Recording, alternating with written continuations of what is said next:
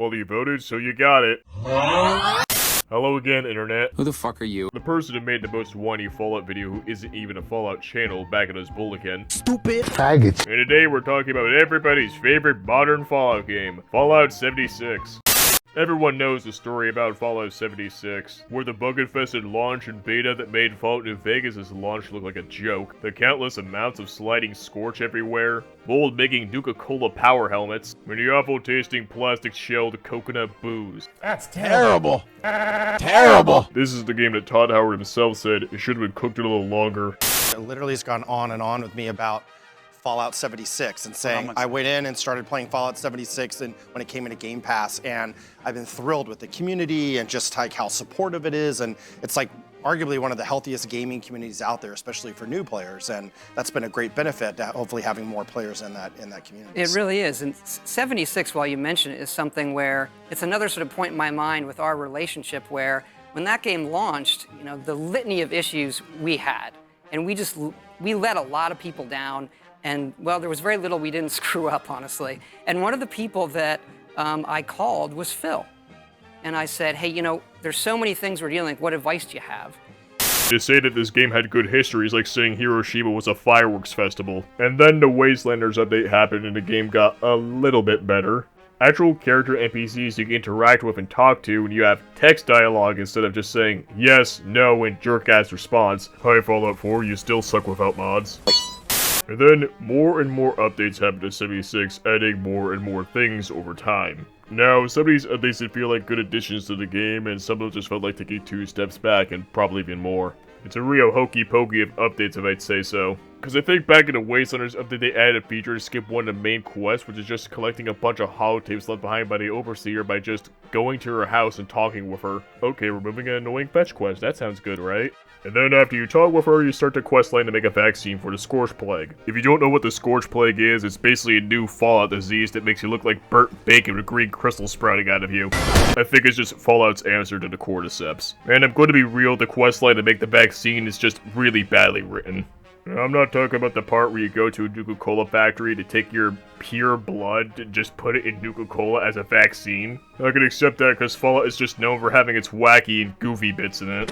It's just after you do all the quests for the settlers and the raiders to make them take the vaccine, they don't really question it all that much. Yes, they can do all these intelligence and charisma checks to make them say yes, but they're always going to say yes no matter what I do. I mean, would you trust some random ass vault dweller that came up to you and said, hey, I made a cure for the Scorch Plague. It's some Nuka-Cola and my blood's in it. That sounds disgusting. I mean, I would trust that shit. That'd probably give me blood clots so bad my blood would be considered pudding. I can't believe Fallout 76 all this time was a Dr. Fauci simulator. Overseer, give us vaccines. Make all Appalachia super clean. I'm gonna get suspended for this joke.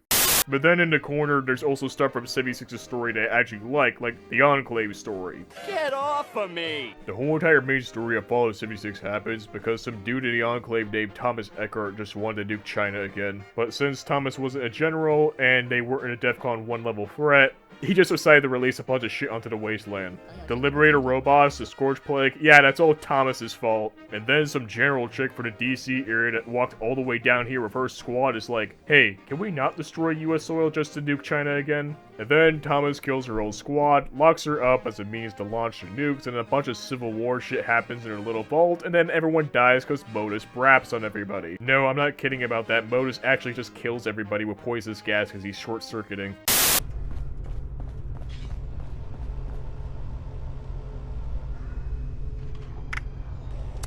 Initiating final playback. Engage. That's the last of them. Entrance is clear, General. Modus, have the rest of these things stand down. The General's placed Eckhart under arrest. It's over. 8 bacon cheeseburgers slopped in fucking grease, cheese, and bacon. I know I'm giving you guys a rushed and over-dramatized example of the Enclave's lore in 76, so I recommend you guys to watch Rifle Gaming's video about the Enclave. Sorry, I'm not a lore channel, it's just the point I'm trying to make here is that 76's writing is all over the goddamn place quality-wise. Just for the love of God, do not get me started on Steel Dawn, that is awful! Anyway, let's get back to this little rant video I'm making.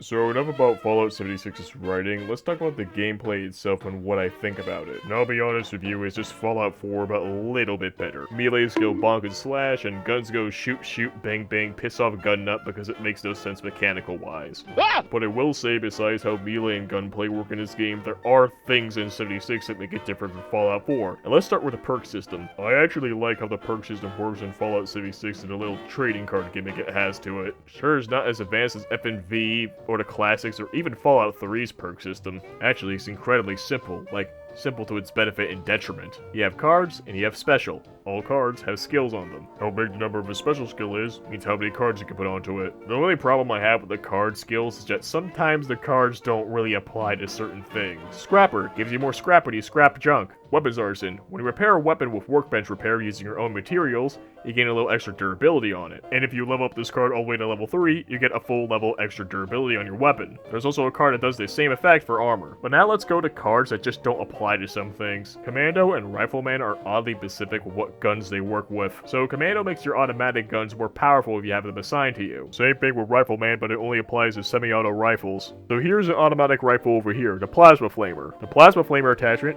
turns your plasma rifle into a flamethrower. Now you might be thinking, oh, since I can hold this weapon down and constantly deal damage, it must be automatic. Nope. It's the Rifleman card that gives it more damage. Okay, I'm holding down my mouse button over here, and I'm dealing constant damage. So that should mean that I have an automatic weapon on me, not a semi-automatic weapon. How does this work? I guess it's just some good old Bethesda coding working now, is it?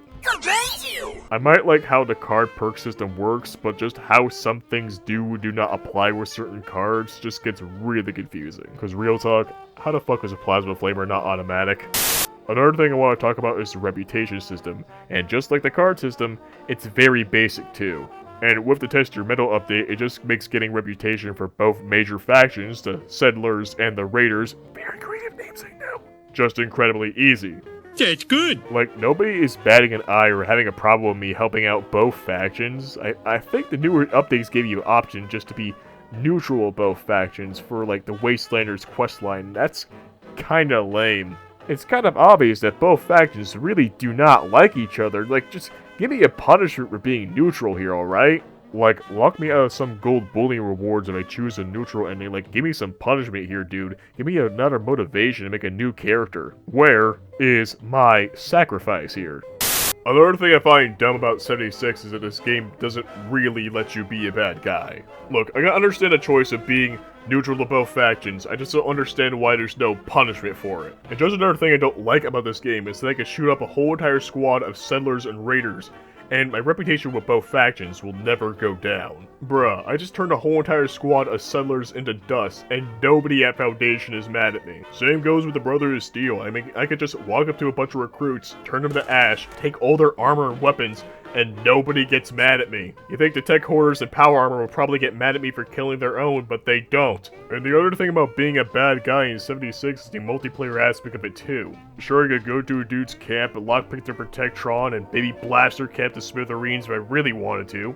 But there's not any real reward for doing that other than getting a dude mad at you, maybe. Protectrons have such a low amount of loot in them, really, and I don't really see any point just going after them, other than getting a small amount of junk from them, but that's really about it. Are you really gonna waste a lockpick on a small amount of loot that can just get anywhere else in the game? Perhaps. It's not really a loss for the person who got their stuff taken out of their Collectron because it just regenerates back over time. And there's a cap of how much stuff they can hold at a time. And just griefing a dude's camp is probably going to get the guy mad, but honestly I don't see a reason to get mad in the first place. You can just replace your camp down for a small amount of caps, use the saved blueprints of your camp, and just place them down for no resources at all other than the caps you spent earlier. There's no rewards for stealing from another player other than just, you know, a small amount of junk, some purified water, and maybe getting a dude mad at you. I say maybe because there's no real consequence to getting griefed, other than losing 40 caps, boo-hoo. You know what probably gets the most consequence? It's the person who did the crime. 76's wanted system sucks balls. Because when you do something bad to other players in the game doxes your whole entire location to the map. Every player in the server can see exactly where you are. Now, I get the whole entire thing with the wanted system. You do a bad thing to other players are gonna have to punish you for it. You do more bad things, the price on your head goes up. I'm not complaining about the idea of a wanted system, I just wish they execute this shit better. Like maybe on the map screen, there's a bounty tab and there's circled areas where wanted players are. Or they can just copy how Fortnite did it, because I'm gonna be real, Fortnite did this crap better. Nuclear winter sucked. And then there's just things in 76 that are considered to be obsolete now, like workshops. And I like the idea of workshops, little areas scattered around the map that players can claim and fight over to get resources over time. But again, there's just better ways to get resources in 76. For example, when you're doing the excavator power quest, you need a shitload of black titanium to finish that thing. Oh, well why don't you just set up a workshop in the junkyard area? You could just set up an ore extractor, waste some time, and then eventually get a shitload of black titanium ore. Problem is, you need a shitload of acid to convert it into base titanium. A lot of acid, too. You know what's a better alternative to this convoluted shit? You could just go to the mines near the White Springs. Mole miners spawn there, and their drops can be scrapped into black titanium. Another example I'm going to bring up involves ammunition. Bullet. Oh, whoops, I'm running low on ammo for a gun. Well, if I just go to the ammo factory workshop and fix up that place. They do have a machine that makes ammo there. Peter, how are you doing that? Instead of doing that shit, you're better off doing daily ops instead. If you kill enemies in daily ops with guns, you get ammo for that gun. And if you complete daily ops, you get a shitload of ammo for the gun you're holding. Even if you get the lowest reward ranking, workshops really get overshadowed by a lot of things in the game, don't they? Speaking about workshops and resources, you get a shitload of junk from killing the ghouls in Radiation Rumble. Speaking about Radiation Rumble, let's talk about the events in this game. A lot of the events in 76 are hit and miss. On one hand, you have your Radiation Rumbles, your Moonshine Jamborees, and even sometimes Invaders from Beyond, which all these events have unique rewards for doing them and are actually very fun to play. And then you have your boring events that nobody likes to do, like Robots on Parade, Harvest Swamp, and powering up Poseidon. Some of these events are fun to do and some are just a pain to go through. The only reason I do Bots on Parade is because it's fucking easy. And it gets me Enclave plasma rifles. Get a room. And do not get me started with the Wasteland Lottery and how doing events in specific areas and maps sometimes gives you very rare yet mid rewards. Seriously, you thought it was a good idea to lock a piece of the scout armor behind Wasteland Lottery? People are deadass selling the mask on Etsy for real life money. I just want to finish my 4 scout set, okay? This is illegal, you know. I want to finish this video off now, so before I do, let's talk about the 3 hideously deformed mutants in the room. Microtransactions, battle passes, and Fallout First. I'm not going to go on a rant about cosmetic items in Fallout 76 because honestly, I do not care about cosmetic items or weapon skins in video games. If they don't have a pay-to-win aspect to them, I do not care, but Fallout 76 does suffer from pay-to-win aspects, like lunchboxes, carry weight boosters, and item repair kits. Now, there are ways to get these items in-game for free, like gold bullion trading with this vendor and Foundation to get lunchboxes, and you know, doing the battle pass. And for repair kits, you can just do the Scorch Beast Queen event, which gives you a couple improved repair kits. Basically, the only difference is that it gives you a little bit extra health on your items. Now, you might be saying, if there's so many ways to just get these items for free, doesn't that defeat the purpose? Well, there's always going to be that one guy who doesn't have enough items to actually repair his shit, so he just buys his crap. To which I say don't, just find the items you're looking for and upgrade your repair cards. And save your improved repair kits when you need them. Okay, before I go into a gameplay guide, let's move on to my next point, the battle passes. The things I like about the battle pass are actually pretty simple. For one, the battle pass is free and I don't have to pay for it. And two, there's enough rewards in the battle pass that you don't have to buy Fallout First to enjoy it. Unless you want a mid cosmetic item. Yeah, I'm going to be real, most Fallout First rewards are just really mid. Heck, most of the time they're just consumable items. But the thing I'm starting to notice with more recent battle passes is that over time they're getting more and more lazier. I mean, now they're starting to just give out 6 packs of Nuka-Cola as battle pass rewards. The funny soda that I can just find out in a game by myself. Really? Really? Another bad idea they're doing with the battle pass is putting armor and weapons in it. No, I'm not talking about armor and weapon skins. I'm talking about actual armor and weapons you can use to defend yourself. This is a really bad idea, and this goes with another point I wanted to make about the battle pass. Pass. Battle Pass items do come back in the shop time from time, which I only think is good for cosmetic items, because I think exclusivity for cosmetic items in video games is really gay. Team Fortress 2, Fortnite. But recently in the Nuka World season, they released skin packs that came with actual in-game items. The point I'm trying to make here is that since Bethesda made these starter pack skins that come with in-game items, I'm pretty sure that these Battle Pass weapons will probably have a high chance of coming back in the Atom shop too. And most of these Battle Pass weapons are actually pretty overpowered. The Nuka launcher from the Nuka World season has an incredibly fast fire rate, so it shreds through enemies like nothing. Along with it being a 2-shot legendary, so it shoots 2 grenades every shot. And then there's the weapon for the Rick Daring season, the Cold Shoulder, which is a double barrel shotgun with 8 shots and cryo damage. This shotgun over here could just turn the most tanky and dangerous enemies into a joke by just slowing them down to a crawl. I mean, look at the damage it could do to this Ogre over here. He can't do anything about it. Just call me the Shredder because this turtle is soup.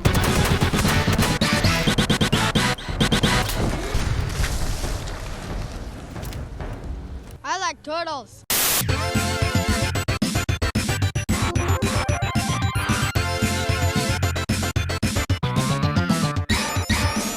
Now we're gonna talk about the biggest elephant in the room. Fallout first. Here's my honest opinion about it.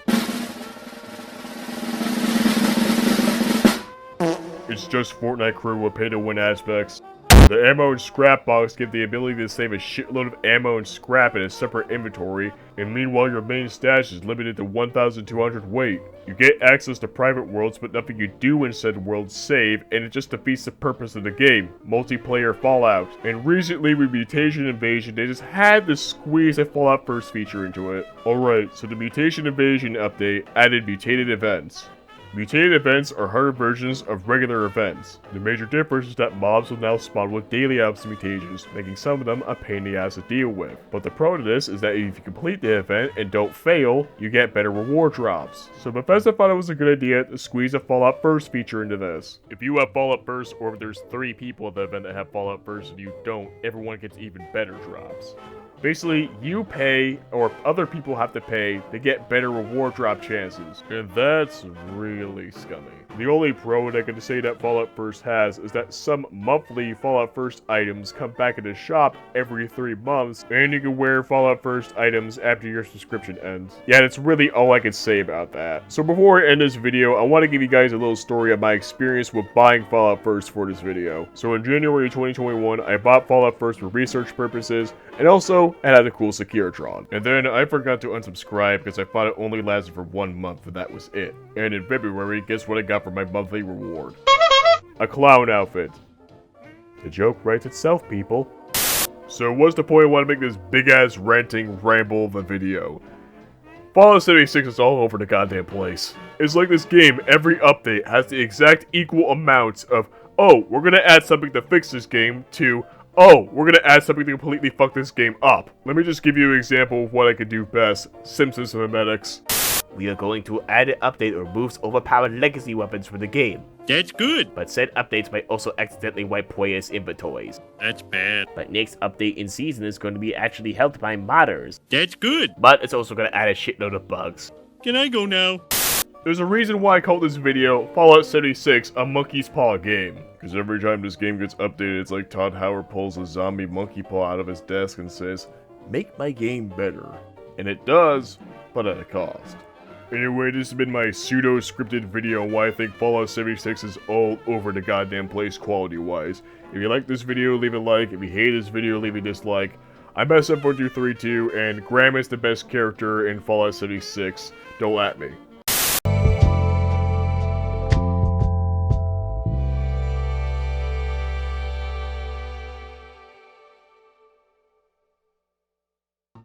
Snap.